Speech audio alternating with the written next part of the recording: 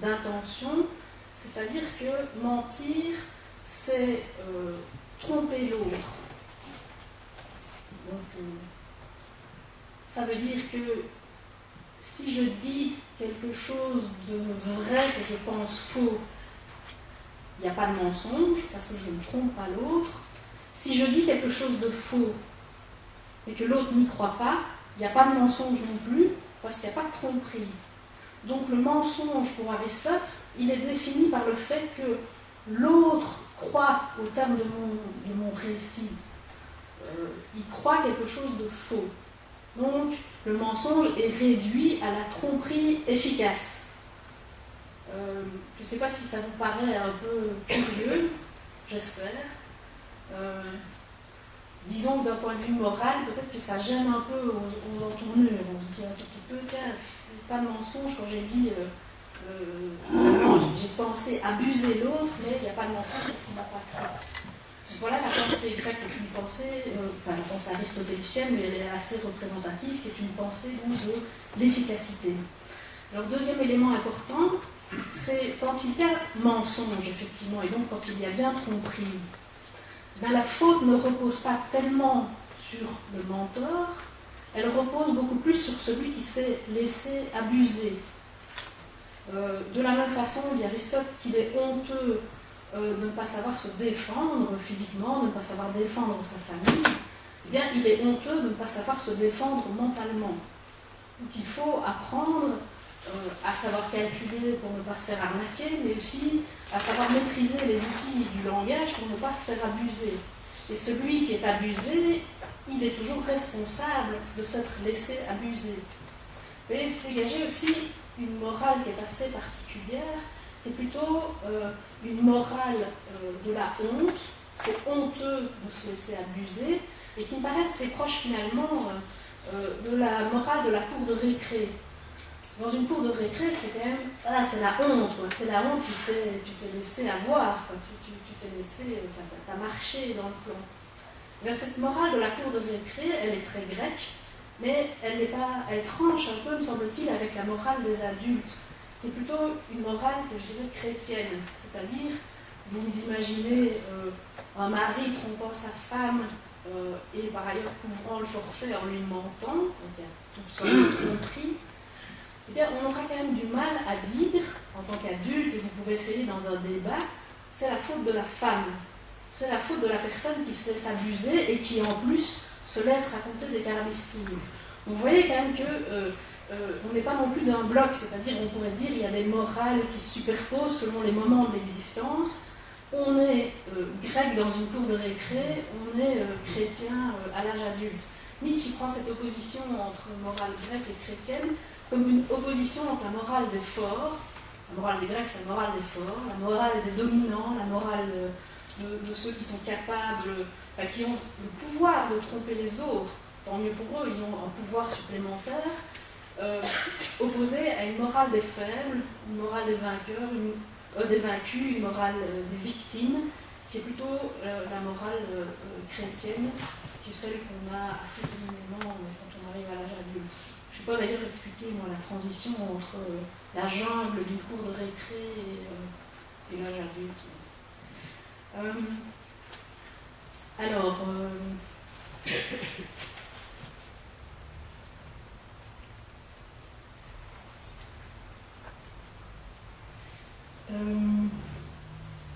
Le troisième élément au sujet d'Aristote, c'est que on ne condamne pas le mensonge, on ne condamne pas le menteur, mais plutôt celui qui se fait abuser. Mais globalement, il ne s'agit pas spécialement de penser le mensonge à travers une morale. En fait, le registre scientifique à partir duquel on pense le mensonge, c'est la rhétorique. Alors, c'est quand même très spécial. C'est-à-dire qu'il s'agit de voir comment un certain usage du langage vous permet d'abuser les autres.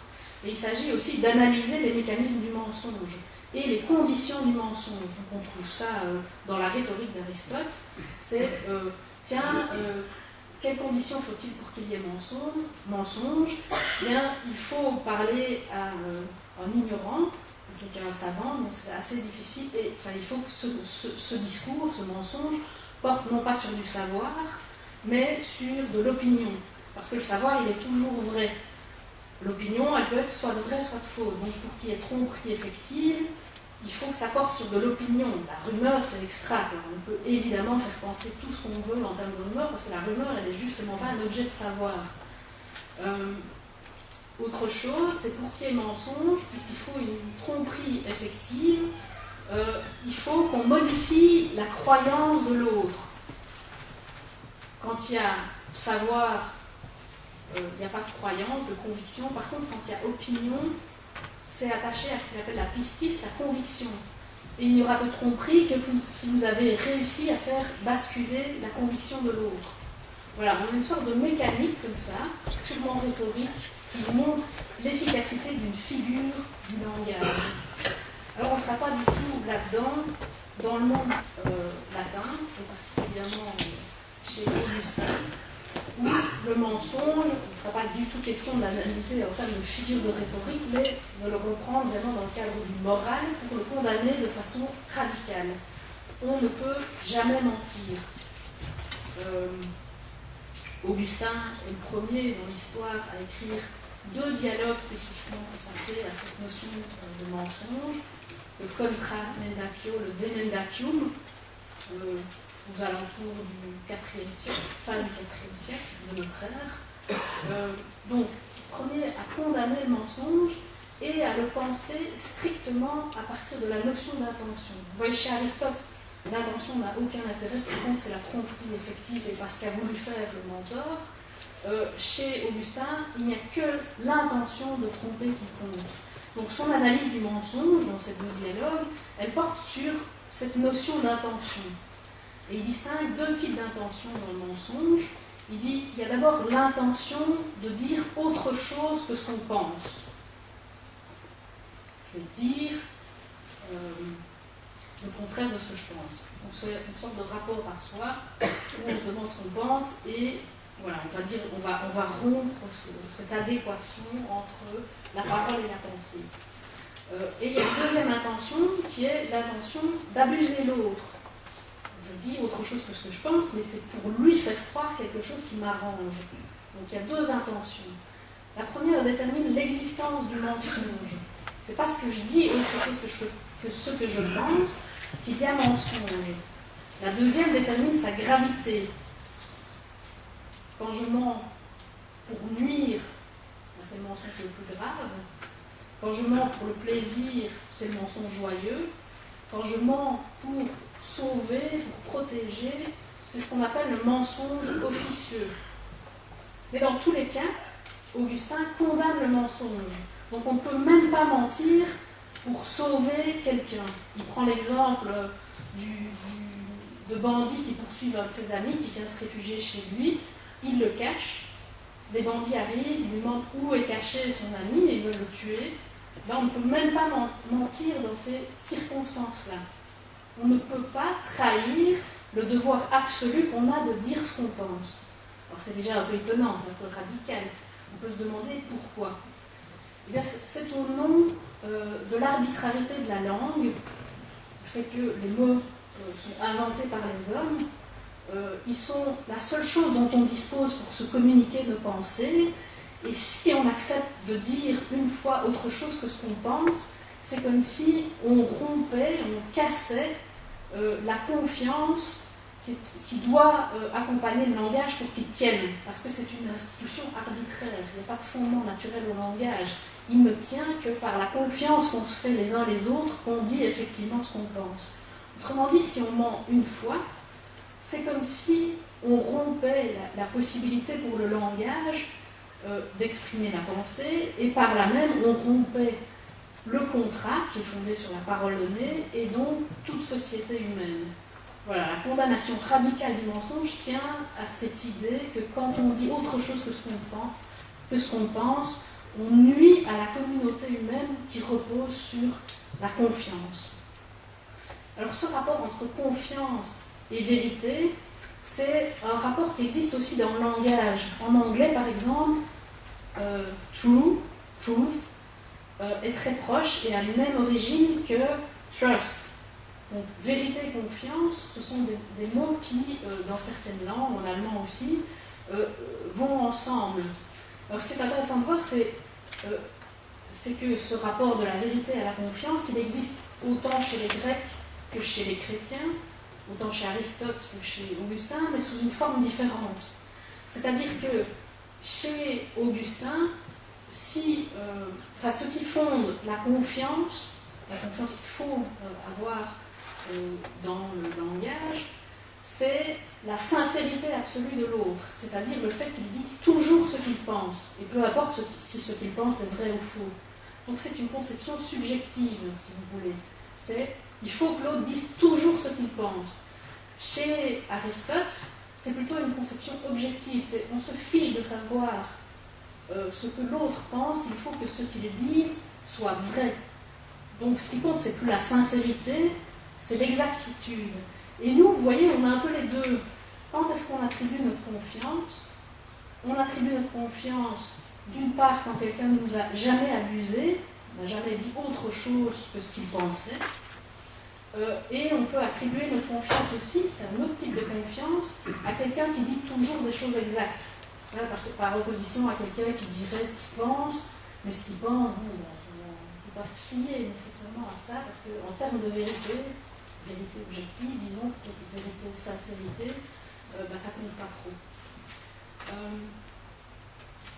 Alors cette opposition entre conception subjective des liens entre confiance et vérité et conception objective, on la retrouve aussi dans les morales. La morale grecque est plus objective, c'est-à-dire que c'est une morale des actes. Qu'as-tu fait? Avec quelles conséquences? Alors que la conception chrétienne est plutôt une morale des intentions. Qu'as-tu voulu faire? Et on retrouve les filaments de ça dans le droit contemporain. Quand il y a un procès, actuellement, on s'intéresse aux faits. Qu'est-ce que la personne a fait? Quelle est l'infraction? Quel est le crime? Mais on s'intéresse aussi, et ça c'est absolument pas grec, à la personne. Qui est cette personne? Et puis on fait sa biographie, tiens, quelle était son enfance, abusée, pas abusée. Donc c'est toute cette conception subjective de la morale qui vient se rajouter et qui est typiquement chrétienne. De la même façon, dans la punition, on voit une différence dans le droit grec et latin, et dans le droit canon dont on hérite. Il y a une conception très objective du châtiment qui est ce qu'on appelle en latin, en droit romain, la restitutio in integro. C'est tu vas restituer les choses dans leur état premier. Bon, tu as fait quelque chose, ça a nui à quelqu'un, et bien ton châtiment consistera à rétablir la situation. Vous voyez, c'est objectif. On rétablit la situation dans son état initial. Conception subjective chrétienne, c'est ouais, on va rétablir peut-être, mais ce qui compte aussi, c'est corriger le sujet.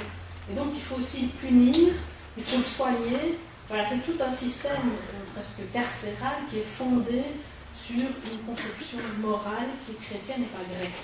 Donc c'est ce que je vous dis depuis le début, ce qui compte ici et ce qui est proprement philosophique, c'est de se dire, tiens, nous sommes dans un système qui nous paraît aller de soi, mais qui en réalité repose sur certaines façons de voir, sur certains choix, sur un langage, sur des choses qui ont pris une importance comme la notion d'intention, et ça ne va pas de soi. Ça ne va pas de soi, c'est-à-dire, ce n'est pas universel. Il y a eu d'autres types de pensées qui ont mis en avant d'autres systèmes moraux, et c'est cette différence-là que j'essaye de vous faire percevoir. Notre système judiciaire ne va pas de soi.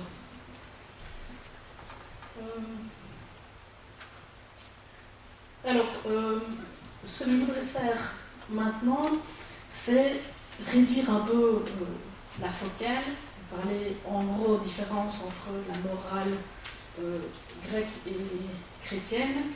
Je voudrais maintenant vous parler du fond chez Platon. Alors toujours avec cette idée, tiens, on va aller voir chez les Grecs, qui nous sont un tout petit peu plus étrangers, pour voir jusqu'où il est possible de penser autrement que ce qu'on pense. Jusqu'où il est possible de percevoir les lunettes morales, linguistiques, à travers lesquelles on perçoit le monde. Alors, le faux chez Platon,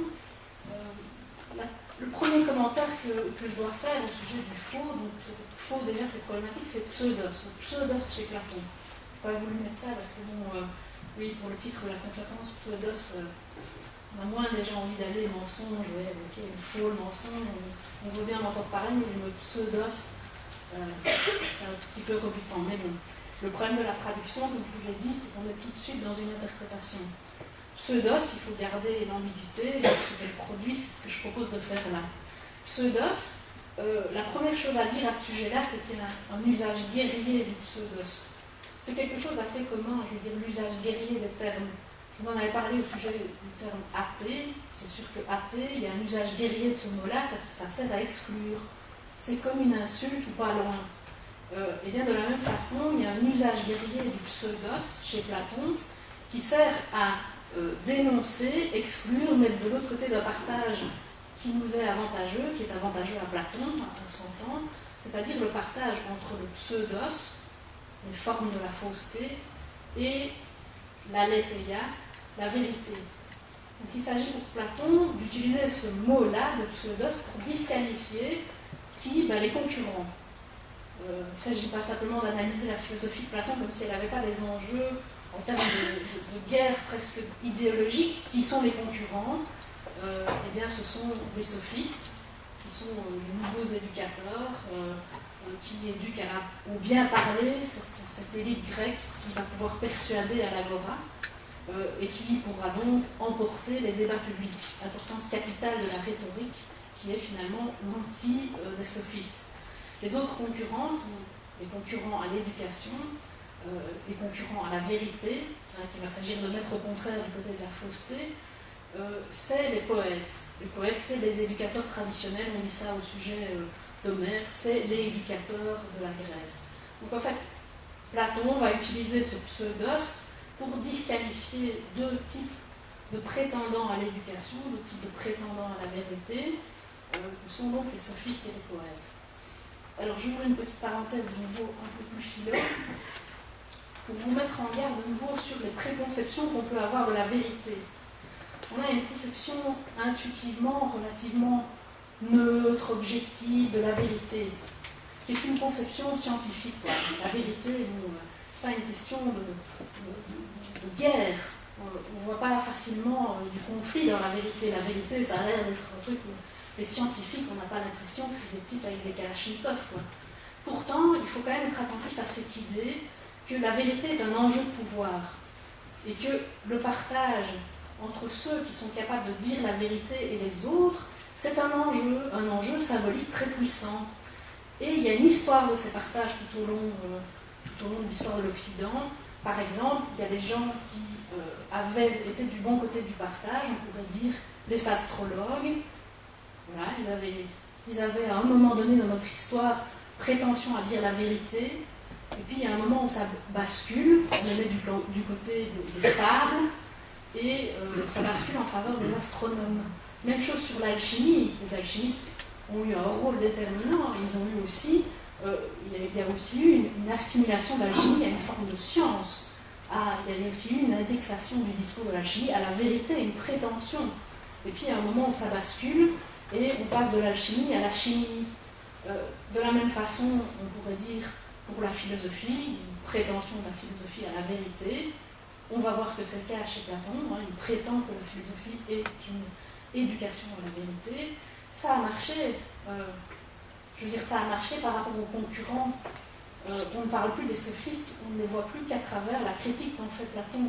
Il y a eu un mouvement de réhabilitation assez récent, environ 50 ans, mais vous voyez qu'il y a quand même 2 millénaires plus d'oubli de la sophistique assimilé à un discours flagorneur, rhétorique, et pas à une véritable éducation. Alors, donc il y a ceux qui ont droit à prétendre à la vérité, les philosophes l'ont pu, il y a aussi un basculement, un moment où la philosophie est moins du côté de la vérité, et on peut dire que ce par quoi elle est remplacée, c'est la science. Maintenant, les légitimes prétendants à la vérité, ce sont des scientifiques. D'où notre conception de la vérité est assez communément scientifique. La vérité, c'est scientifique. Mais ça dépend vraiment de cette victoire, ça dépend du fait que la science Et les scientifiques s'imposent comme ceux qui parlent en vérité. En fait, il y a des conceptions différentes de la vérité. Si vous prenez la vérité des philosophes, du moins au temps de Platon, c'est une conception qui n'a rien à voir avec la vérité scientifique. C'est une conception qui est plus spirituelle. C'est l'idée que pour accéder à la vérité, il faut se transformer. Il faut des exercices d'ascèse qui vont même avec des régimes alimentaires. On ne boit pas de vin, on ne mange pas de viande, parce que ça perturbe le fonctionnement cérébral et ça ne permet pas d'accéder à la vérité. Et de la même façon, il y a une conception spirituelle des effets de la vérité. Quand vous voyez quelque chose en vérité, ça vous transforme, ça transforme quelqu'un. Vous voyez à quel point ce n'est pas la conception intuitive qu'on a de la vérité aujourd'hui. C'est un tout petit peu passé de mode, on mettrait ça, disons, c'est de la religion, donc c'est de la foi, donc c'est de la vérité, mais on aurait quand même plutôt envie de poser vérité à foi.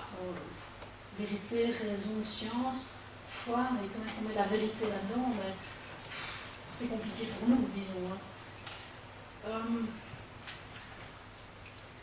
Oui, autre chose encore sur, pour vous faire voir encore mieux les prétentions, l'espèce de pouvoir qui n'est pas seulement symbolique de ceux qui prétendent à la vérité, il y a des formes de vérité, comme par excellence les vérités géographiques, dont la violence n'est pas que symbolique. Qu'est-ce que c'est la vérité sur la définition d'un territoire ou la capitale d'un pays qui est objet d'un savoir? J'ai un fils de 12 ans, il vient de réciter quelles sont les capitales de l'Europe.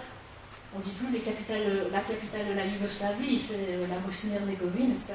C'est des vérités, c'est l'objet d'un savoir, on va dire c'est vrai, c'est faux. Ce sont des vérités et pourtant, on voit bien que réellement ces vérités sont mouvantes et qu'elles sont l'objet de guerre, vraiment.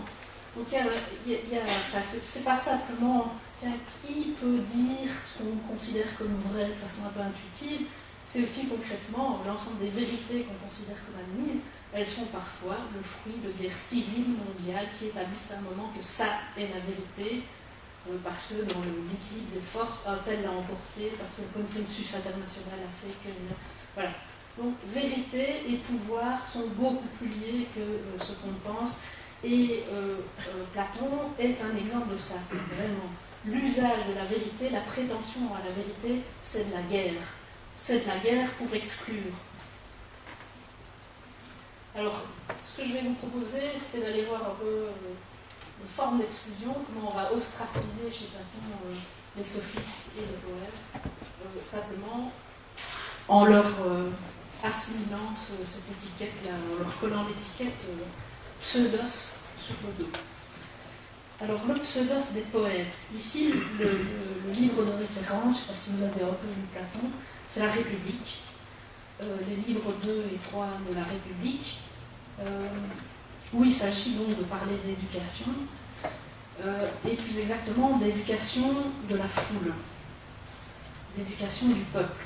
Parce que s'il y a deux adversaires, c'est qu'il y a aussi deux publics à éduquer. Il y a une éducation préliminaire qui est l'éducation populaire, l'éducation de tous, et les adversaires là sont les poètes, ce sont les éducateurs du peuple. Et puis il y a une deuxième forme d'éducation qui s'appuie sur la première, qui est l'éducation de l'élite, l'éducation de ceux qui sont appelés à diriger. Et là, les adversaires, ce sont les sophistes. Donc on a deux adversaires en termes d'éducation parce qu'on a deux stades de l'éducation et deux populations, disons. Alors, au nom de quoi est-ce que les poètes sont mis du côté du pseudos? Eh bien, c'est que la poésie met en scène des hommes passionnés. Platon regrette que sur une scène, on ne puisse pas avoir un type qui est parfaitement serein, zen, sans excès, parce que ce serait vraiment embêtant. Le théâtre va avec l'excès, avec la débauche, il faut qu'il y ait de la querelle, il faut qu'il y ait de la tromperie, sinon on s'embête. Alors, pourquoi est-ce que ce serait faux, ça, finalement? Parce qu'en fait, c'est pas faux en termes d'adéquation à ce qui se passe. C'est pas faux de représenter des gens qui mentent, des gens qui volent, enfin, de fait, ça existe. Donc c'est faux dans un autre sens. C'est faux au sens où ça fait passer un jugement qui paraît faux à Platon. C'est-à-dire si vous avez l'habitude de voir sur scène des gens qui se tuent, c'est un débat évidemment qu'on effleure à l'instant avec des jeux un peu violents, tout ça. Est-ce que ça ne ferait pas passer par un processus d'identification, ça ne ferait pas passer l'idée que c'est normal, quoi. C'est normal de tuer. Bon, à chaque fois qu'on voit des gens en colère, des gens, ça peut faire passer l'idée que c'est normal, la colère. Et ça paraît à Platon faux. Alors si ça paraît faux, je ne sais pas si ça vous paraît bizarre que ce soit faux, ça. Dites-moi juste. Hoche une tête. C'est bizarre que ce soit faux de faire passer le jugement selon lequel c'est normal d'être en colère, de tromper, de voler. Eh bien, ce n'est pas la question de la fausseté qui est en jeu. Donc, vous n'allez pas faire de signe, parce que vous êtes beaucoup trop timide. Il y a une conception très particulière quand même de la vérité là pour qu'on puisse dire que c'est faux. C'est une conception morale qui identifie le faux au mal et la vérité au bien. Donc ce serait faux parce que ce serait mal. C'est quand même, c'est pas une conception, je pense, qui nous est naturelle. Je pense qu'on est plus machiavélien. Machiavel dit la vérité, c'est pas le devoir être. Les hommes, c'est pas ce qu'on devrait faire, la vérité. C'est ce qu'on fait réellement. C'est une vérité effective. Et pour gouverner, par exemple, pour éduquer, c'est plutôt le gouvernement qui intéresse Machiavel, qui écrit Le Prince. Il ne faut pas tenir compte du devoir être, il faut tenir compte de comment sont réellement les hommes. Donc, il faut tenir compte de la vérité effective. Chez Platon, ce n'est pas du tout ça. C'est au contraire, la vérité, ce n'est pas ce qu'on voit comme ça, ce n'est pas les mœurs telles qu'on les observe. La vérité, elle est dans la raison. La raison, elle est dans l'absence de passion, dans le travail pour se dépassionner complètement. Et ce travail-là, il transforme, je vous ai dit, conception spirituelle de la vérité. Si vous sortez de vos passions, de vos colères, de vos emportements, eh bien vous voyez les choses autrement. Eh bien ce que vous voyez est la vérité. Et vous ne voyez pas la vérité quand vous êtes en colère. Donc le type emporté sur son élan qui décrit une situation, il ne peut pas prétendre à la vérité, il peut prétendre juste à donner son sentiment.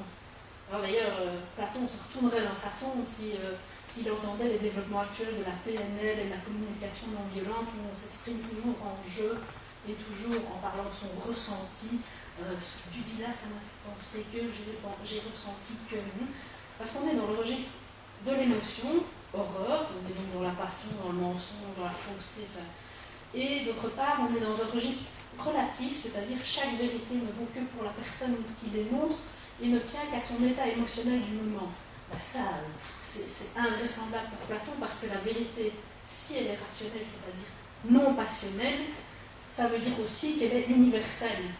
Si vous vous déprenez de vos passions, vous allez pouvoir vous mettre d'accord avec les autres, parce que ce qui fonde le désaccord, je le sais parce que j'anime parfois des débats de philo, eh bien c'est les émotions la plupart du temps, c'est qu'on est emporté, on a envie de défendre coûte que coûte son avis, etc. Si on sort de cette idée-là, on essaie juste de chercher vraiment, tiens, quel est le point de vue juste sur cette chose, quel est le point de vue qui paraît le plus adéquat, indépendamment du fait que j'aimerais défendre mon opinion, et je peux donc admettre certains arguments de l'autre, on peut se mettre d'accord. Et c'est ce que Platon appelle la dialectique, ce moment où on ne veut pas avoir raison, on peut écouter l'autre, et donc cheminer vers une vérité qui est du coup universelle. Alors, l'allégorie de la caverne, qui est le texte de Platon le plus célèbre, le texte de la République, dit ça, c'est-à-dire il fait passer cette conception de la vérité. Vous connaissez peut-être ce texte. Il y a des prisonniers qui sont attachés au fond d'une caverne, le cou aussi, ils peuvent voir juste devant eux, et devant eux c'est la paroi de la caverne, alors l'issue est derrière eux, et à l'extérieur il y a un feu et des marionnettistes qui agitent des marionnettes, de sorte que les prisonniers ils voient devant eux les ombres des marionnettes. Mais ils voient ça toute leur vie, donc c'est la vérité pour eux. Et le mec qui voudra leur dire non, c'est pas la vérité, il y a des gars dehors qui agitent des marionnettes, enfin voilà, soit il sera fou, soit il sera tué. Et c'est réellement un enjeu pour Platon, ça.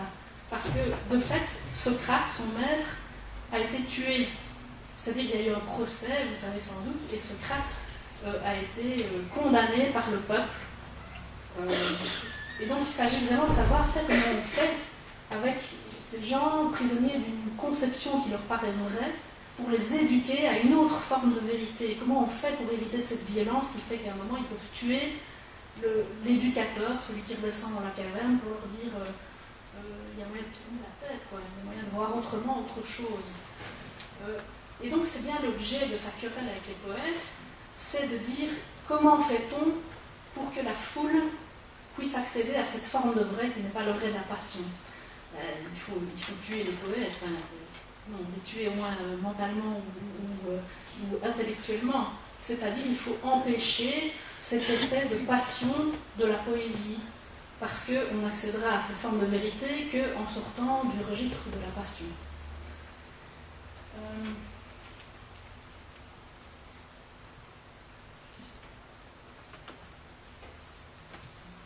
Alors, ce qui est un peu paradoxal, c'est les jeux sur le pseudos. Donc les poètes disent le faux parce qu'ils disent non pas autre chose que ce qu'on voit, mais parce qu'ils disent des choses qui nous font porter des jugements faux, moralement faux sur la réalité. Mais on peut, pour contrer la poésie, inventer des mythes, qui sont aussi des pseudos, des formes de pseudos. Donc Platon va vraiment jouer sur l'ambiguïté du terme pseudos. La poésie, c'est pseudos, parce que ça fait passer des jugements faux, mais l'éducateur véritable, le philosophe, il aura aussi recours à un pseudos, mais qui est un faux pseudos, c'est-à-dire la mythologie. C'est-à-dire qu'il dira des choses qui ne sont pas vraies au sens où elles ne sont pas conformes aux événements, à la réalité, mais comme par exemple, il inventera une mythologie de l'origine. Il dira, vous êtes tous mes enfants, vous êtes tous frères et sœurs. Mais inventant quelque chose, ayant donc un discours qui est faux de ce point de vue-là, il fera passer quelque chose de vrai du point de vue du jugement, du jugement de valeur, qui est vous avez les uns envers les autres un devoir de solidarité. Voilà, la philosophie comme faux pseudos dit des mensonges, des fables, des carabistouilles, comme on dit, pour faire passer un jugement de valeur vrai. Alors la différence sur laquelle joue Platon, c'est la différence entre dire le faux, mentir dans notre sens, à nous, et être dans le faux. On peut dire le faux, ça n'a pas d'importance. Ce qui compte, c'est qu'il ne faut pas être dans le faux. C'est qu'il ne faut pas que son âme séjourne dans l'erreur. C'est-à-dire, les poètes, ils peuvent dire des vérités, mais être dans l'erreur, parce qu'ils ne voient pas le vrai monde, c'est-à-dire ils voient que les passions. Mais les philosophes, ils peuvent dire le faux, inventer des carabistouilles, mais ils sont dans le vrai. Et ce qui compte, c'est, au bout du compte, d'arriver à amener vos élèves dans le vrai. Et peu importe qu'on ait dit vrai ou faux, ce qui compte, c'est être dans le vrai. Alors je voudrais quand même attirer votre attention sur un problème qui est lié à cette conception de l'usage du mensonge. Il y a une grande tradition du noble mensonge. On a le droit de mentir dans certaines circonstances, aux ennemis en temps de guerre, à nos amis quand ils sont obscurcis par la passion, etc. On a le droit de mentir dans l'éducation parce qu'on peut raconter des fables. La Fontaine fait ça. On peut raconter des carabistouilles pour faire passer les jugements de valeur qu'on estime honorables.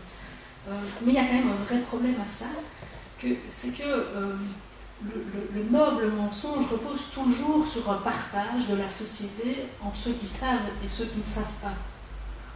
Entre ceux qui disposent de la raison, qui peuvent entendre un discours rationnel, et ceux qui ne disposent pas de la raison, à qui on doit raconter des fables. Alors, c'est peut-être difficile de voir ce qu'il y a de problématique, parce que c'est finalement assez commun. Je pense que l'école contemporaine est fondée sur ce partage entre les maîtres qui savent et les élèves qui ne savent pas. Mais il faut quand même prêter attention au fait que ce partage entre savants et ignorants, entre ceux qui sont dans la vérité et ceux à qui on peut raconter des carabistouilles pour les amener dans la vérité, ce partage, il produit quelque chose. C'est-à-dire qu'il y a une forme de mépris de l'ordre, qui est « tu ne sais pas, je vais t'expliquer ». Mais le problème de ce partage, c'est qu'il risque de produire de la bêtise. Je pense à un bouquin qui m'a beaucoup impressionné, je ne sais pas si vous connaissez Le Maître ignorant de Jacques Rancière, qui parle justement de ce partage entre savants et ignorants, et qui parle de la façon dont ce partage produit effectivement du manque de confiance et du coup de la bêtise, c'est-à-dire l'intelligence, on la mesure après coup, on ne peut pas dire quelqu'un est intelligent ou pas intelligent. Or, ce qui va faire que quelqu'un va manifester de l'intelligence, c'est deux choses. La confiance qu'il aura en lui-même, le fait qu'il sait qu'il peut s'il se donne les moyens, et la volonté, l'effort, le fait de s'appliquer à quelque chose. Le problème du partage entre ignorants et savants, le problème du partage, enfin de ce monde de l'éducation qui repose sur l'explication, c'est qu'on vous dit tu ne sais pas, c'est normal, je vais t'expliquer. Et ça veut dire aussi moi savant, je vais t'expliquer à toi qui ne sais pas. Ça veut dire aussi tu peux retirer ton intelligence du jeu. Je vais t'expliquer. C'est quelque chose qui fait passer l'idée que voilà, c'est pas grave si tu ne mets pas ton intelligence en jeu. Donc ça peut produire ça, le fait qu'on se retire très bien sur. On voit ça communément à l'école. On va m'expliquer, donc je n'ai pas besoin d'essayer de comprendre. Parce que le maître est là pour ça. Enfin voilà. Donc cette conception du noble mensonge qui est hyper traditionnelle, qui nous habite encore, elle véhicule quand même ce type de production qui est vous pouvez produire de la bêtise au sens où la personne en face de vous pourra retirer son intelligence du jeu parce que vous considérez qu'elle n'est pas capable d'entendre la vérité. Alors on a des exemples assez communs aussi. Il y a des gens à qui on n'ose pas dire la vérité. C'est assez banal dans la vie quotidienne. Mais ça va aussi avec une déconsidération, une méconsidération de l'autre qui n'est pas capable d'entendre la vérité toute crue. Et il y a plein de petits mensonges qui sont justifiés de cette manière-là, mais qui me semblent contenir ce même jugement de valeur qui est l'autre n'est pas suffisamment rationnel pour comprendre ce que je vais lui dire, l'autre n'est pas suffisamment mûr, et donc à ce qu'on veut cacher, on rajoute en plus le jugement de valeur qui est l'autre n'est pas à la hauteur de la vérité.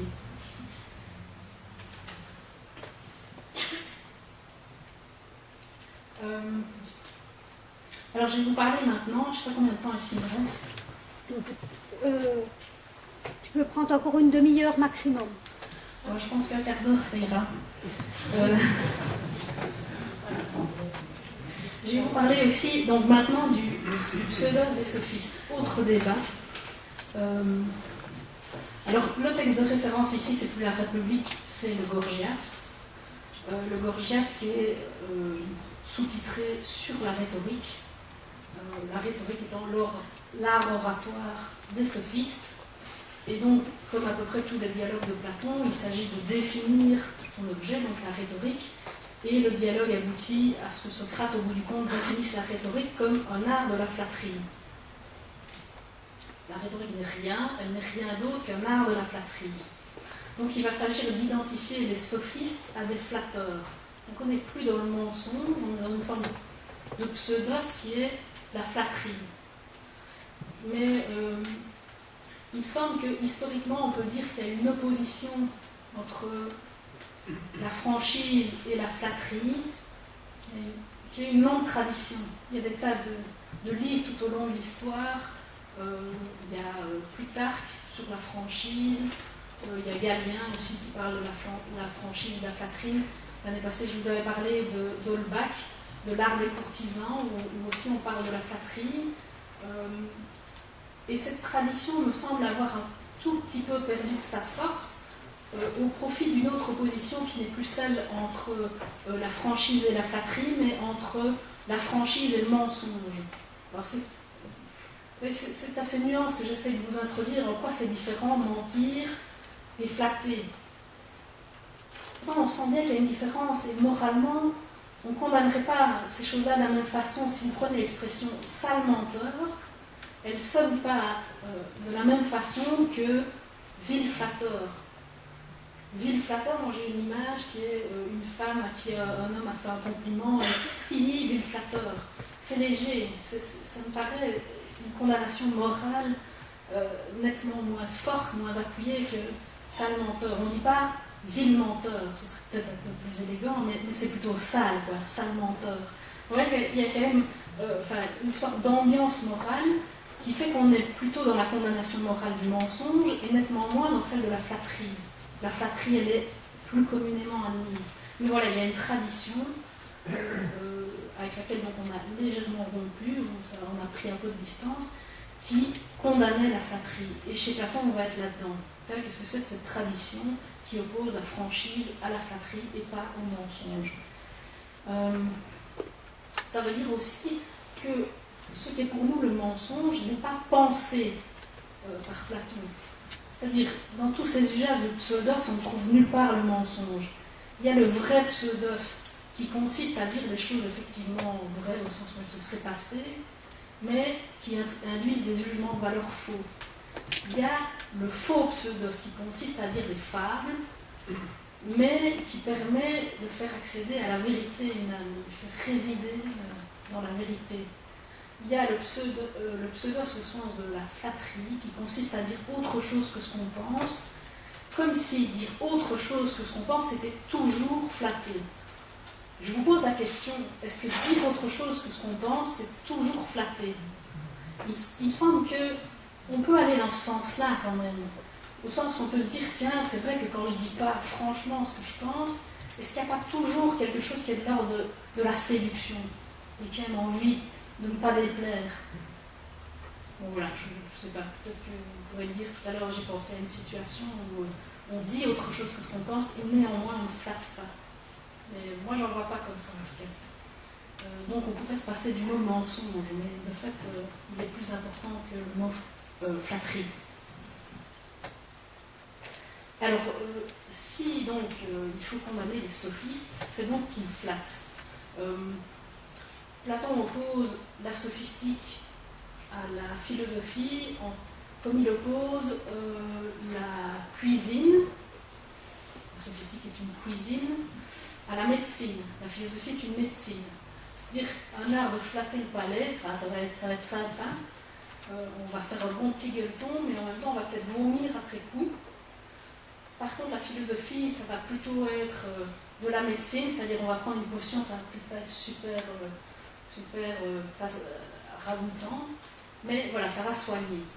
Voilà, l'opposition entre la flatterie et la franchise, c'est l'opposition entre des effets, disons, différents, qui sont rendre malade ou au contraire soigner. Et c'est dans ce sens, Platon souligne que le discours est un pharmacone, au sens où je vous l'avais dit tout à l'heure, c'est-à-dire c'est tantôt un poison, hein, tant quand c'est de la rhétorique, de la flatterie, tantôt un remède, quand c'est un discours franc. Il s'agira de voir, tiens, comment est-ce qu'on peut expliquer ces effets thérapeutiques de la franchise et comment est-ce qu'on peut expliquer ces effets maladifs, quel impact ça a sur quelqu'un, le fait de le flatter. C'est bien de ça dont il est question. C'est-à-dire de voir l'éducation comme une éducation des meilleurs, donc on n'est plus dans l'éducation du peuple. Or, l'éducation des meilleurs, c'est l'éducation des gens qui vont gouverner. Les conditions pour gouverner adéquatement, elles sont doubles. Pour gouverner, il faut se connaître soi-même et il faut se maîtriser soi-même. C'est-à-dire, c'est seulement si on est maître de soi qu'on peut être maître des autres. C'est-à-dire, la maîtrise de soi, c'est rien d'autre que l'empire que la raison, toujours dans ce partage entre la raison et les passions, la raison et les émotions, l'empire que la raison exerce sur les passions. Alors, par exemple, si on prend des scènes quotidiennes qui jouent sur cette différence où il y en a un qui gouverne l'autre, il y a de véritables gouvernements, c'est-à-dire de gouvernements libres, que quand vous êtes entièrement comme maître de vos passions. Si par exemple vous vous fâchez sur votre enfant, sur vos élèves, vous n'êtes pas dans un gouvernement libre, vous n'êtes pas dans ces formes de gouvernement que veut favoriser Platon, parce que vous vous laissez emporter par vos émotions. Donc les formes de gouvernement auxquelles il faudrait arriver, c'est ces gouvernements où on est complètement dépassionné, j'avoue que c'est un peu compliqué, mais on est complètement dépassionné, sorti de ses émotions, et on est capable donc de peser les choses. Voilà. Alors qu'il y a un lien entre les deux conditions. Je vous ai dit, se connaître soi-même, vous connaissez l'adage assez célèbre de Socrate, le gnotis euton, il faut se connaître soi-même, Platon comprend ça, se connaître soi-même, sauf que précisément le dialogue dans lequel on parle du gnotis euton, c'est l'Alcibiade, et dans l'Alcibiade, il s'agit bien de dire Alcibiade, tu dois te connaître toi-même parce que tu prétends gouverner les autres. Donc se connaître soi-même, c'est quand on a la prétention à gouverner. Je vous disais, c'est lié à l'autre, condition du bon gouvernement, la maîtrise de soi, selon une logique assez simple, qui est celle finalement de la conception spirituelle de la vérité, c'est si tu te connais toi-même, tu vas te transformer, c'est-à-dire si tu te connais dans tes passions, dans tes débordements, si tu te vois tel que tu es, là ça va forcément modifier ces défauts. C'est que tu t'es vu quand tu as bu, quoi, hein, pour faire court. Si tu as l'image de ce que tu es quand tu es en colère, c'est sûr que tu vas céder un peu moins facilement à la colère.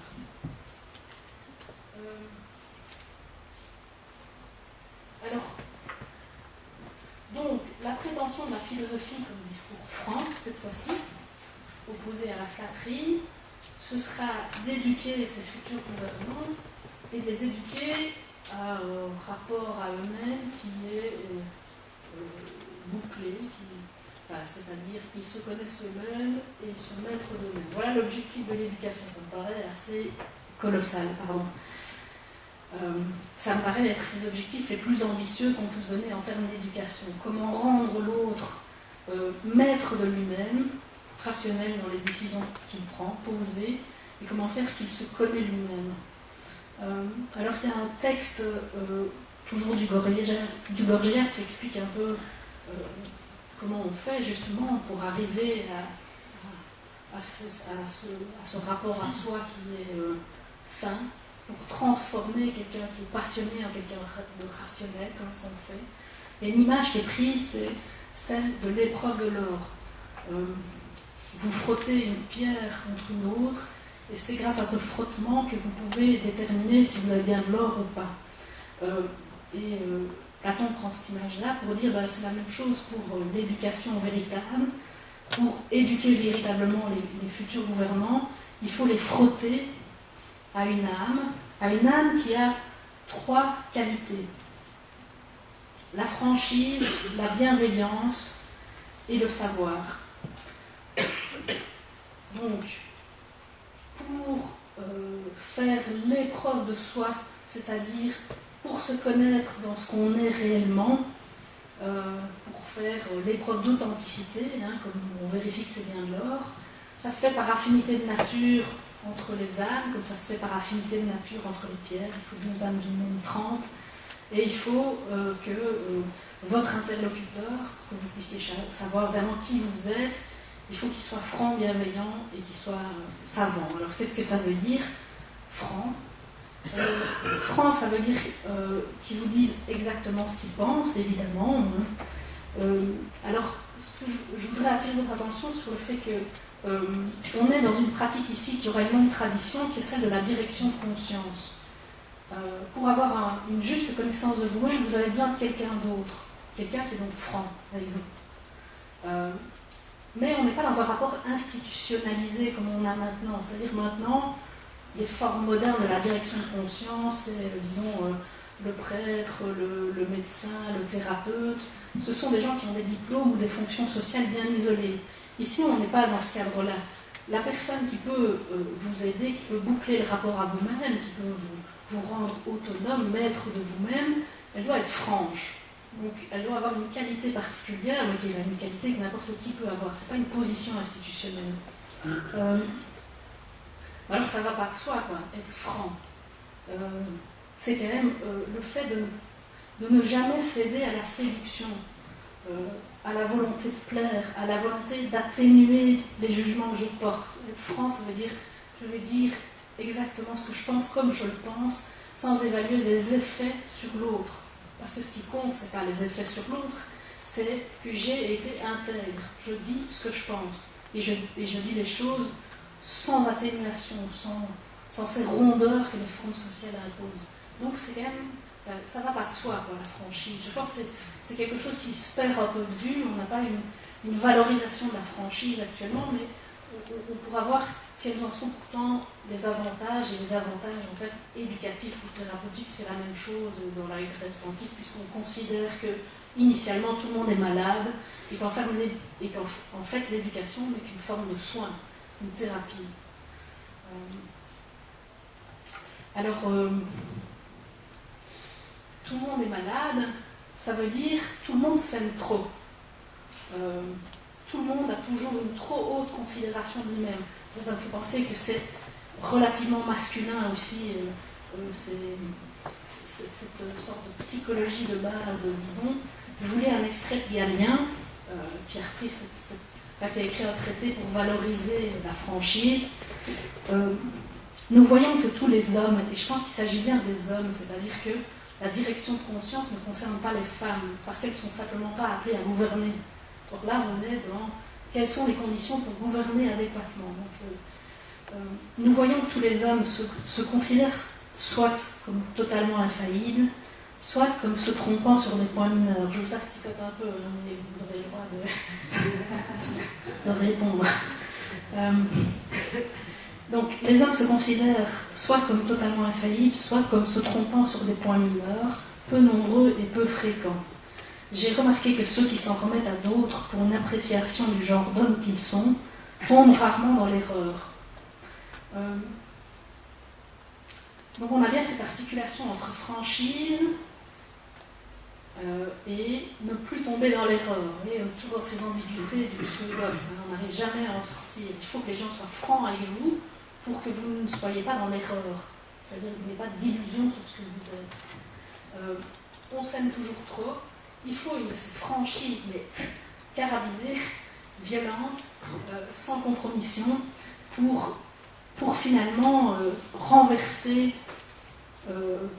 ce régime d'illusion dans lequel on se berce toujours initialement. Donc il y a une condition de l'efficacité de la franchise, de son efficacité éducative, pédagogique, thérapeutique, c'est la violence.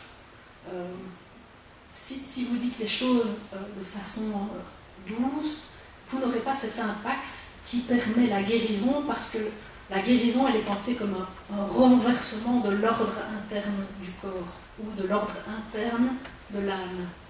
C'est-à-dire qu'il faut quelque chose, un choc, quoi. Il faut quelque chose de brutal. Donc il y a vraiment une brutalité qui est exigée dans la franchise, qui fait qu'on vous a jeté un discours à la figure sur ce que vous êtes, sur vos égarements, vos défauts, et que ce discours, voilà, vous l'avez reçu.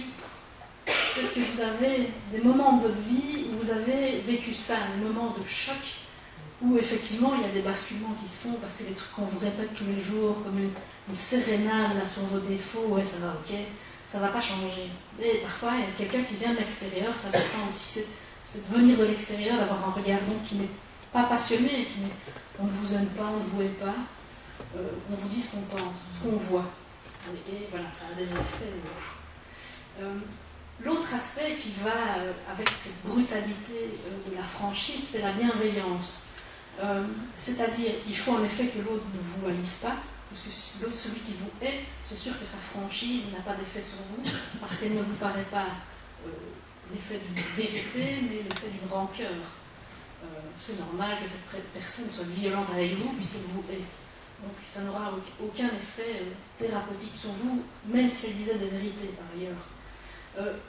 D'autre part, comme la franchise est brutale, il faut, pour qu'elle s'institutionnalise, pour qu'elle puisse donner quelque chose comme une éducation assez traditionnelle, il s'agit quand même de prétendre à éduquer les futurs dirigeants, il faut exiger de la bienveillance, parce que celui qui reçoit comme ça à la figure une vérité brutale, sans compromission, il faut aussi qu'il puisse l'accueillir. Il faut qu'il puisse remercier la personne qui fait preuve de franchise à son égard. Je cite de nouveau Galien. Donc en fait, la bienveillance, c'est pas celle du directeur de conscience, c'est celle de l'élève, si vous voulez.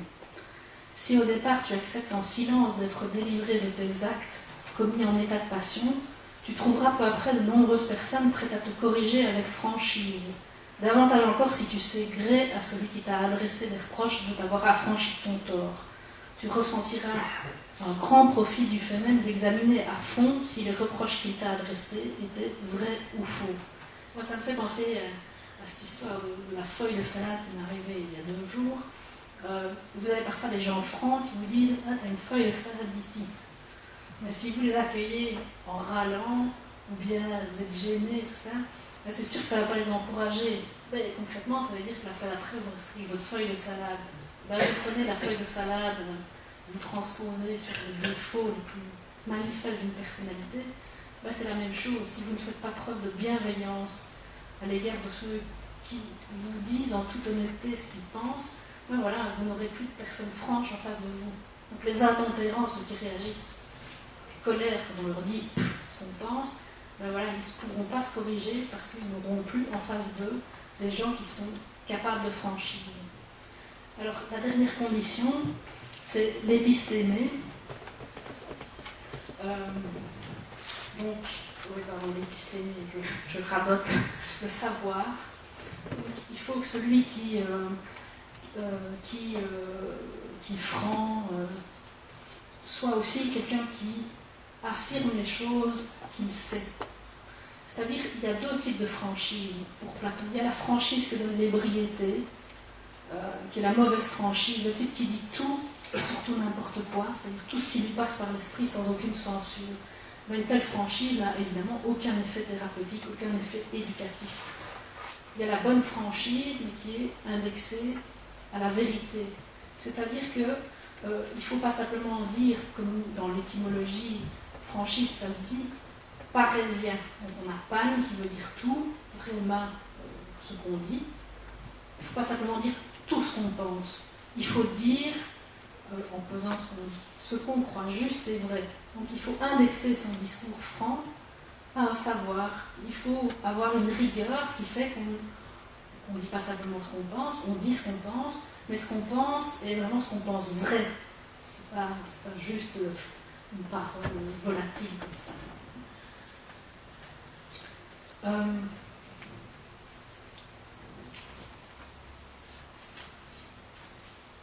Alors, pourquoi le sophiste n'est-il pas dans ses... Enfin, comment est-ce qu'on peut distinguer finalement les effets pharmacologiques du discours selon qu'il est flatteur ou franc?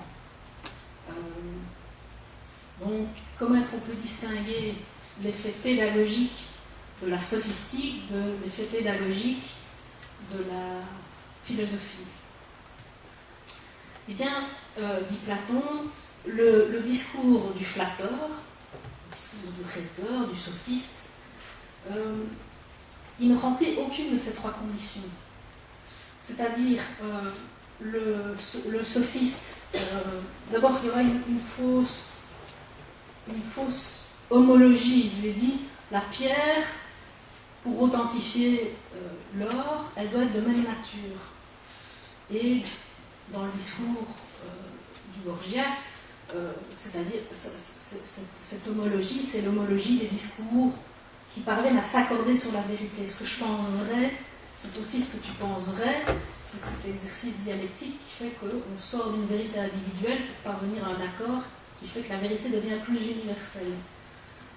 On n'est pas là-dedans pour une raison simple, c'est que c'est un faux accord, puisque le sophiste ne dit pas ce qu'il pense vrai, mais ce qu'il pense que vous voulez entendre. Eh bien, si vous avez l'impression qu'il est d'accord avec vous, vous vous plantez. Parce qu'en fait, l'accord ne repose pas sur une véritable conviction. Il a dit ce qu'il savait que vous vouliez entendre. Donc, fausse homologie de nature. La flatterie est également étrangère à l'épistémé, donc à la science, parce que, en fait, lorsque le sophiste parle, il ne cherche pas l'accord avec lui-même et avec la vérité. Il n'est pas dans un effort de recherche tel qu'est-ce que je pense vraiment. Il est juste dans une tension, une tentation pour remporter votre conviction. Donc il ne va pas dire ce qu'il croit vrai, il va dire ce qu'il pense qu'il doit dire pour vous persuader. Donc pas d'indexation à la science. Enfin, c'est qu'une apparence de bienveillance, puisque c'est pas pour votre bien à vous qui vous flatte, c'est pour vous maintenir dans un lien de dépendance avec lui, c'est pour que vous soyez d'accord avec lui, et c'est pour au total vous diriger et l'emporter. Voilà, l'Assemblée, il faut que son opinion à lui l'emporte. Il doit juste veiller à vous persuader, c'est-à-dire à dire tout ce que vous voulez entendre, qui vous fera donner votre accord après coup. Et en fait, Jean de La Fontaine, dont j'ai parlé tout à l'heure, qui est très inspiré finalement de Platon, il a bien tiré la leçon platonicienne dans cette fable qui est la plus connue, qui est celle du renard et du corbeau. Je ne sais pas si vous vous souvenez de la fin, tout flatteur vit aux dépens de celui qui l'écoute. C'est bien. Eh bien, ça dit ça fondamentalement. C'est-à-dire, et on va parler ici vraiment des effets nocifs de la flatterie. C'est vraiment cette idée d'une dépendance. Je terminerai par ça, par vous parler des effets donc, tantôt thérapeutiques, tantôt au contraire empoisonnants de la franchise ou de la flatterie. Alors, comment est-ce que la flatterie empoisonne ? Et le flatteur, c'est bien ça, c'est qu'il entretient une dépendance. Initialement, vous avez une fragilité, on est tous malades initialement, donc tout le monde a cette fragilité. Le problème du discours du flatteur, c'est qu'il va empêcher l'autonomie, qui est le terme de l'éducation, c'est-à-dire il va vous flatter, il va entretenir l'insuffisance dans laquelle vous êtes, parce que vous avez besoin d'être flatté, vous avez besoin d'éloges, vous avez peur des critiques, enfin tout ça, et il entretient ce besoin. C'est cette fameuse idée vite au dépend d'eux, mais vraiment dans la dépendance d'eux. Je continue à avoir besoin qu'on me dise des choses. C'est tout le thème très, très commun aujourd'hui de la reconnaissance. J'ai besoin qu'on reconnaisse la valeur de ce que je fais. Alors, l'intérêt de la franchise, c'est justement qu'elle va rendre autonome, donc non dépendant, celui qui reçoit ce discours franc. C'est-à-dire, je ne vais pas te dire ce que tu as besoin d'entendre. Je vais dire quelque chose qui est à la limite de ce que tu peux entendre, parce que ça va être brutal, ça va être sans compromission. Et si tu es capable de l'entendre, cette franchise va fermer le rapport à toi, c'est-à-dire que tu n'auras plus besoin qu'on te flatte, parce que tu sauras qui tu es. Donc, tu ne seras plus entretenu dans la dépendance de ces discours critiques, élogieux, qui font les variations de vos émotions. On m'a dit un truc sympa, on m'a dit un truc pas sympa, et on passe d'un extrême à l'autre selon le discours des autres. Eh bien, les avantages de la franchise et de cette violence qu'elle doit avoir pour être thérapeutique, c'est que si vous avez pu l'entendre, si vous avez eu la bienveillance de l'accueillir, de peser, comme dit Galien, le bienfait des reproches qui vous étaient adressés, ben vous n'êtes plus soumis de cette façon-là aux aléas du discours des autres. Vous avez donc bouclé le rapport à vous-même. Et c'est à cette condition-là qu'on peut gouverner les autres. C'est parce qu'on a cette espèce de sécurité intérieure qui fait qu'on n'est plus au gré comme ça des discours flatteurs qu'on peut gouverner de façon sereine. Et je vous dis ça en période préélectorale. Oui, je voudrais juste dire encore une chose, c'est à quel point c'est peu intuitif. Je pense de nouveau, j'ai été récemment à la FNAC, rayon psycho, je sais pas, bien-être, tout ça. C'est comment vous aimez mieux vous-même, prenez enfin soin de vous-même. Je ne sais pas si vous avez tous entendu ça, vous l'avez peut-être vous-même dit 100 fois, hein, je vais enfin m'occuper de moi-même, c'est d'une banalité assez affligeante, je dirais, si je me place du point de vue Platon. En fait, vous voyez, il y a vraiment une opposition mais frontale entre cet air ambiant qui dit « occupez-vous de vous-même, enfin, cessez de vous occuper des autres », et Platon qui dit « non, on est tous malades, on s'aime tous trop au début, on a tous une considération trop haute de soi-même, il faut surtout apprendre à s'occuper des autres ». Alors, si je vous dis ça, toujours en période préélectorale, c'est parce qu'il y a vraiment une considération politique là derrière. Il s'agit donc bien d'éduquer les gens qui seront des citoyens, libres, responsables, autonomes, tout ça, des gouvernants libres, capables de gouverner de façon libre.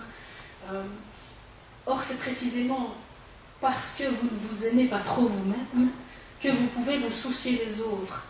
C'est parce que vous avez bouclé ce rapport à vous-même que vous êtes capable de considérer non pas votre bien-être propre, votre état émotionnel du moment, mais le bien-être collectif.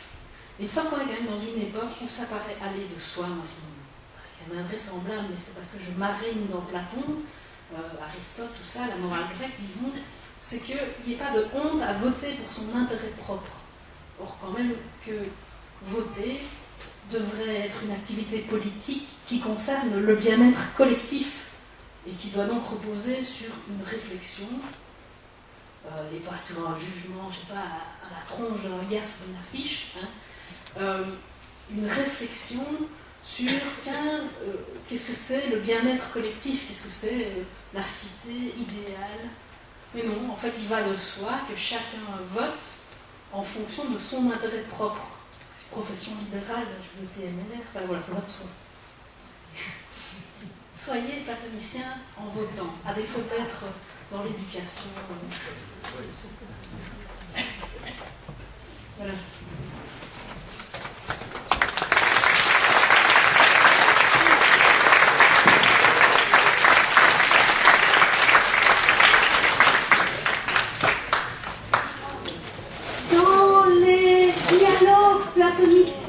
Où intervient Socrate, souvent on a une notion, on a un personnage qui est une notion qui nous semble simple et aller de soi, et après que Socrate soit intervenu et nous ait questionné autour de cette notion, elle va beaucoup moins de soi, et on a l'impression qu'elle est beaucoup plus complexe et difficile qu'on avait imaginé au début. Il me semble qu'on est un peu dans ce cas de figure.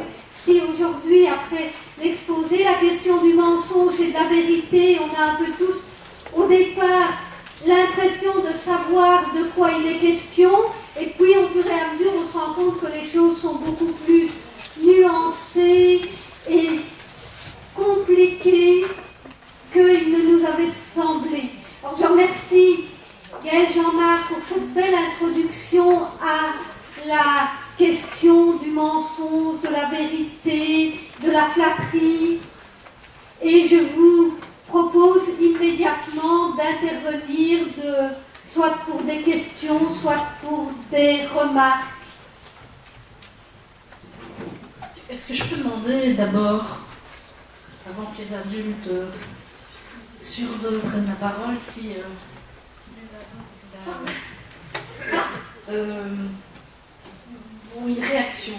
une réaction, un commentaire, un soupir, une question.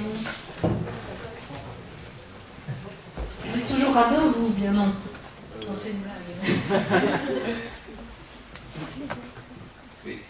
Alors, et c'est pour savoir, vous avez parlé de la morale grecque et de la morale chrétienne. Je voulais savoir dans l'histoire à quel moment on fait la transition entre la morale grecque et la morale chrétienne. Attendez, parce que je voulais d'abord une réaction, moi. D'accord. Est-ce qu'il y en a un qui veut dire quelque chose? Parce qu'en fait, j'ai pas trop d'idées. C'est conférence grand public. Et grand public ne veut pas dire public de réto. Et je sais par exemple qu'il y a un timing, 50 minutes normalement, c'est le maximum de ce que vous pouvez encaisser. Là, c'est quasiment un double. Je me doute que c'est un peu difficile, c'est relativement abstrait, peut-être inhabituel, je ne sais pas. Donc si vous pouvez me dire quelque chose qui réajuste le rapport à moi-même, qui me... avec un peu de franchise. Le titre de votre livre, c'est déjà un mensonge. Oui. C'est lui qui l'avait dit. En effet. Il n'y a pas de site, non? C'est vraiment trop difficile. Peut-être en privé après. Je vais répondre à monsieur. Alors, vous me disiez le moment où se fait la différence entre la morale grecque et chrétienne. La transition. Oui. En fait, c'est le genre de question qui, dans le genre de recherche que je mène, n'a pas d'importance, au sens où si on pose ce type de question, la transition, on est dans le passage d'un monde à l'autre, toutes les transformations, les distorsions, c'est infiniment complexe. Alors que moi, ce que je préfère, et je le préfère philosophiquement, c'est opposer des choses à un modèle à un autre. Donc en fait, je ne peux pas m'intéresser à la transition, parce que toute la transition montrera comment les nuances s'ajoutent, se transforment, comment il y a du Platon chez Augustin, ce qui est l'évidence. Or, il me semble que si on est dans ce type de regard, qui est le regard d'un historien par exemple, on ne peut pas voir ce que je cherche à voir, qui sont les oppositions, parce que les oppositions donnent à penser. Oui, moi, je voulais revenir au début. Vous avez dit que Nietzsche avait dit que tout langage est une création.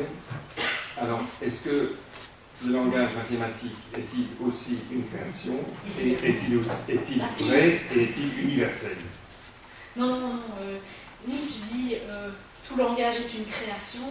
Alors, il y a des créations qui sont pires, hein, c'est-à-dire qui ont des prétentions supplémentaires à la vérité. Par exemple, la logique, on n'est pas loin des maths, c'est pire parce que ça va avec vraiment une prétention à l'universalité, à la vérité, à l'adéquation au monde, et que donc c'est ce mensonge par excellence, ce mensonge qui fait qu'on n'assume pas le fait que c'est une création mentale, une projection de nos catégories mentales sur le monde, mais qui n'a rien à voir avec ce monde lui-même.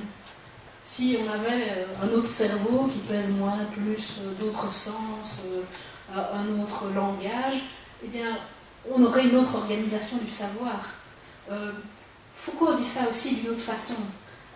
Il confronte, je ne sais pas si vous connaissez ce texte-là, début de... comment ça s'appelle ? Les mots et les choses, justement, hein, le rapport entre les mots et les choses. L'encyclopédie chinoise à la nôtre. Qu'est-ce que c'est l'encyclopédie chinoise? On va établir des catégories d'animaux. Il y a les animaux qui ont cassé la cruche, qui de loin ressemblent à une mouche, peint avec un pinceau en poil de chat, enfin des catégories qui sont pour nous invraisemblables. Mais en fait, ce que montre de nouveau l'étrangeté qu'on ressent aux catégories de l'encyclopédie chinoise, c'est ce geste créateur de la science. On n'est pas simplement dans le langage, on est dans une prétention supplémentaire à l'organisation. Mais voilà, ça ne dit rien du monde lui-même, ça ne dit que l'organisation mentale d'un savoir, qui est le savoir occidental. C'est la même chose pour la logique et les mathématiques, un savoir tout à fait particulier.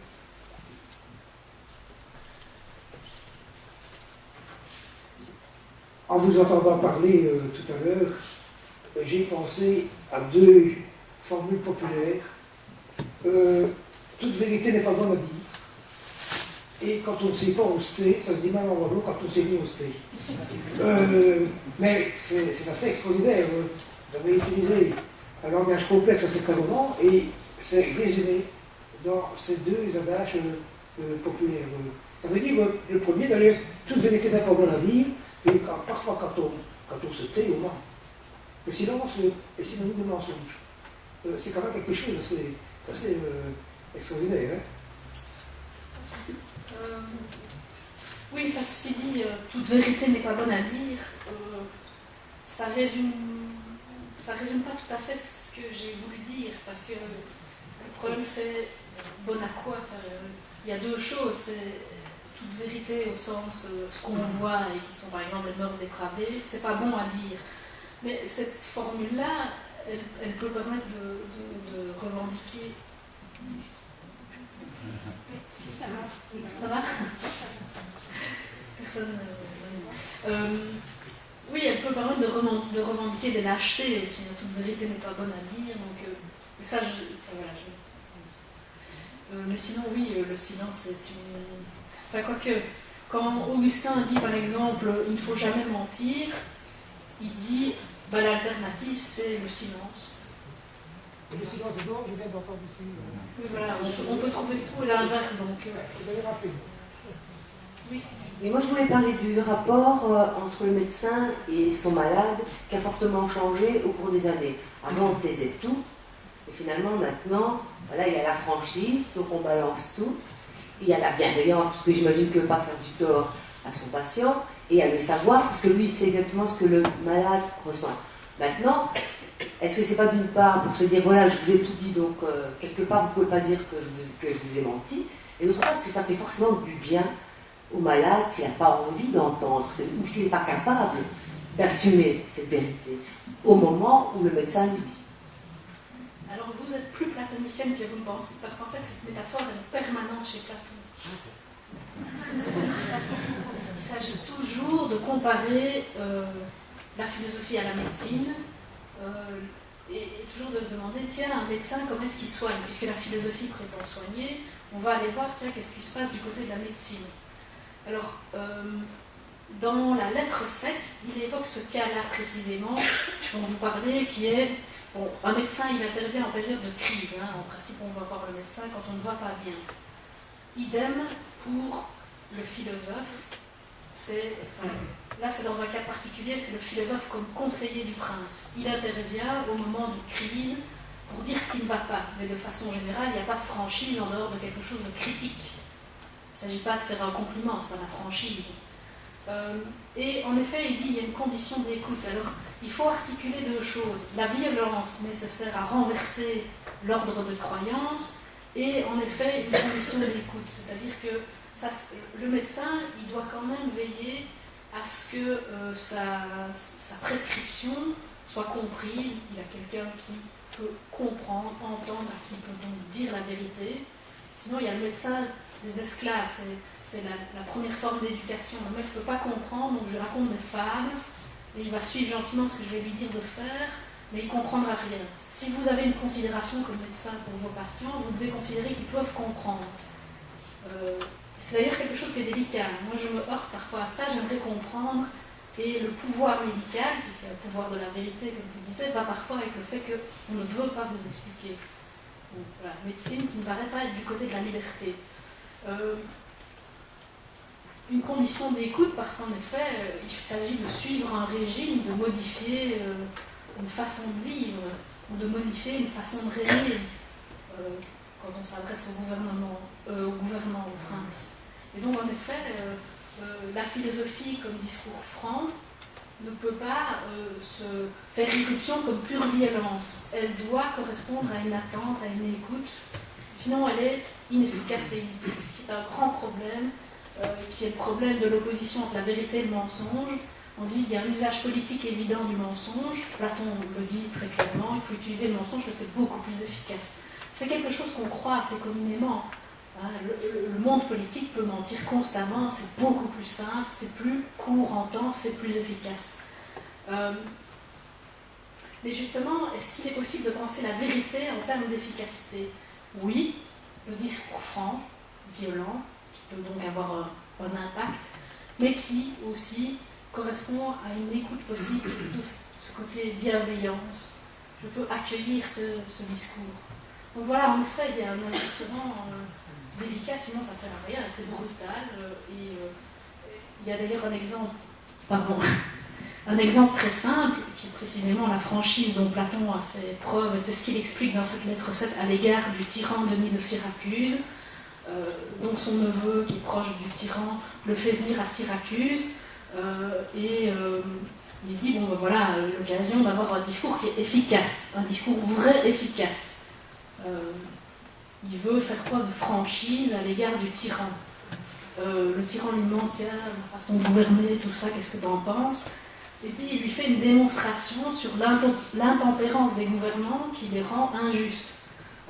Voilà, il doit se faire rapatrier d'Ardar parce que Denis, qui n'est pas si philosophe que ça, il prétendait à la philosophie, disons, et Platon s'était dit, ben voilà l'occasion, hein, un type qui veut faire de la philo, je vais y aller, quoi. Et voilà. Ça n'a pas été très efficace.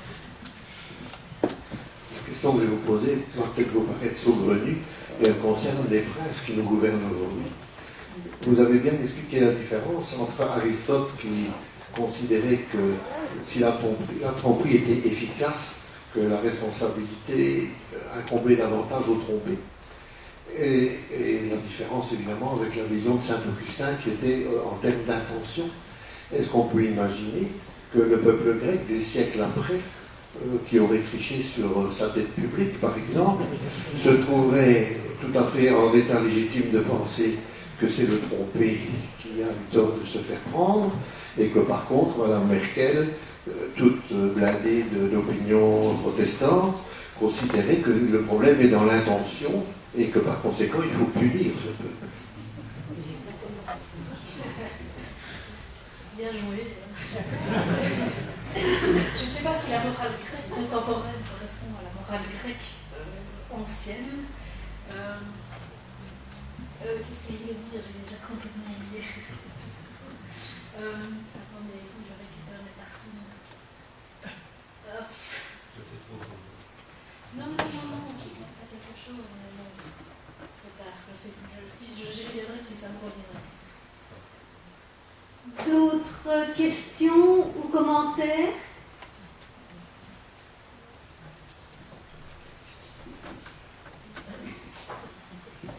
Oui, vous avez donc bien montré la différence entre la pensée d'Aristote et la pensée chrétienne de Saint-Augustin.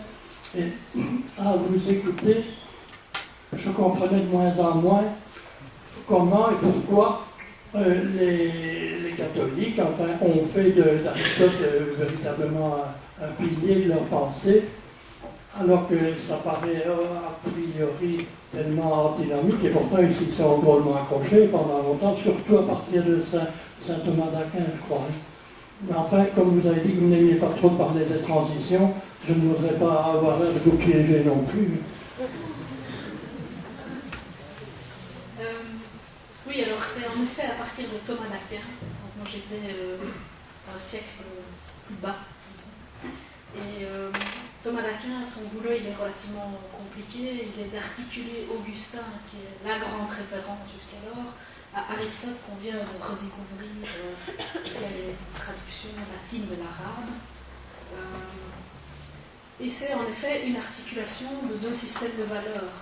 On voit ça de temps en temps parce qu'il y a un contraste notamment entre la valeur d'humilité, qui est la grande valeur chrétienne et particulièrement augustinienne, et la question de la magnanimité, qui est une des grandes valeurs aristotéliciennes. C'est la juste considération de soi-même, qui veut dire aussi qu'il ne faut pas se méconsidérer, se sous-estimer. Voilà, je ne me souviens plus des détails de l'analyse de Thomas d'Aquin, mais il est dans ce genre d'exercice où on est à cheval entre deux systèmes de valeurs morales qui s'opposent, et il faut réussir à les articuler. Oui, tu permets que j'ajoute quelque chose?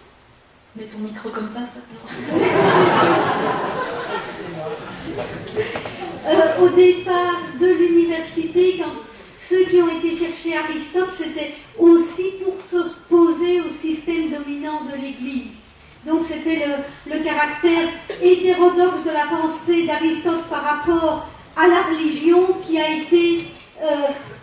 amené une série de penseurs à aller s'intéresser à lui, qui bien sûr a été récupéré par la suite avec cette articulation dont a parlé Jean-Marc, mais il y avait aussi cette idée de s'opposer à l'Église avec Aristote au tout début. Ça n'a pas duré longtemps, mais au début, il y avait cette idée-là. Oui, merci. J'ai récupéré mes tartines. Je pensais à Hannah Arendt, qui a écrit un livre aussi sur le mensonge contemporain, et qui parle d'une dimension moderne, contemporaine du mensonge, qui est, vous connaissez un peu, qui est tout à fait nouvelle, qui est le mensonge ne consiste plus à travestir la réalité, à la déformer, mais à l'inventer. Et la puissance de l'empire médiatique va avec ça, c'est-à-dire c'est vraiment dénoncer tout ce système des lives, comme si c'est live, donc c'est la vérité, quoi, c'est la vie comme elle se vit. Mais en même temps, tout ça est une création. Tout ça, le régime de l'image aussi donne les choses à penser comme évidentes. Mais pour Arendt, c'est ça le mensonge le plus radical, c'est la destruction de l'archive. C'est même plus une correspondance. Alors, je pensais à ça en parlant de politique contemporaine.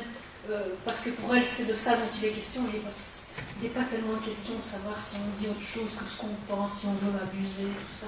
C'est juste le côté parfaitement éhonté du mensonge contemporain.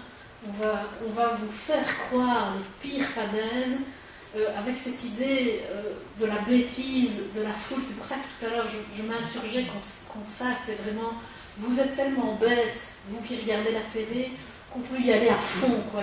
C'est éhonté, enfin. Voilà. Je pense qu'il y a quelque chose de éhonté dans le mensonge grec qui va avec le temps du temps.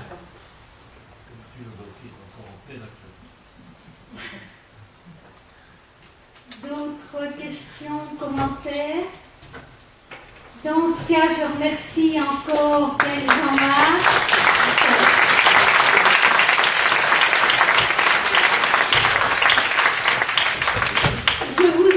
Dans 15 jours à venir écouter Baudouin de Charneux qui va nous parler d'un cas de fou vraiment constitutif de notre société qui est la fameuse donation de Constantin.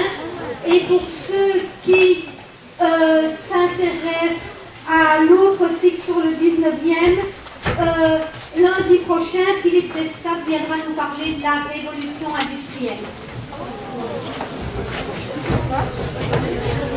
Thank you.